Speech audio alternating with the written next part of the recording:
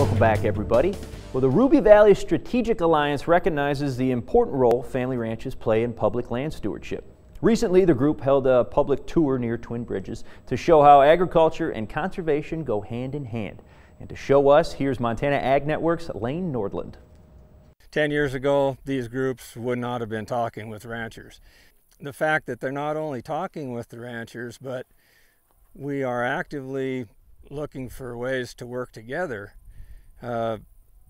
makes me feel like all the time we've put into this effort is very worthwhile. The Alliance believes in the importance of understanding each other's perspectives and values and finding common ground to meet end goals. The first thing I would say to someone is you don't know what you don't know. So I came into this work listening to the ranchers. I wanted to know and understand from them what the reality's like, what their operations are like, what are the challenges that they face, how do they overcome those challenges, and what ways can we work with them to help them meet those challenges. I'm able to take that information back to my organization, to our membership, and share that so that we can kind of dispel and eliminate that message of public ranching is a bad thing, that there's welfare ranching. Like, that's not the reality out here. And so I'm helping to get that message out, and the ranchers are helping us at the same time maintain conservation gains out here. Wildlife conservation is dependent on open spaces, which include both private and public lands.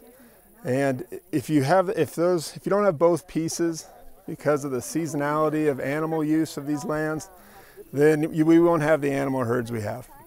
And so for us to be successful in conserving Montana's wildlife resources, we need private land partners and public land partners to be able to achieve that. Well, in our valley, the vast majority of the open space are tied directly to federal grazing leases.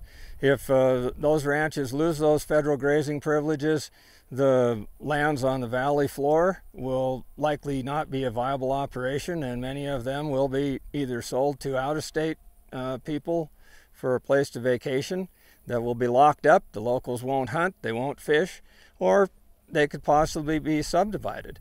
With the open space comes the wildlife corridors, the amazing wildlife habitat, and the huge wildlife populations that we all enjoy today. By creating dialogue and having open minds, different groups are coming together to make sure that agriculture and land is conserved for generations to come. Reporting in Montana's Ruby Valley, I'm Elaine Nordland, MTN News. All right, now it's time for us to turn things over to Chief Meteorologist Curtis Grevenitz for a more in-depth look at our weather.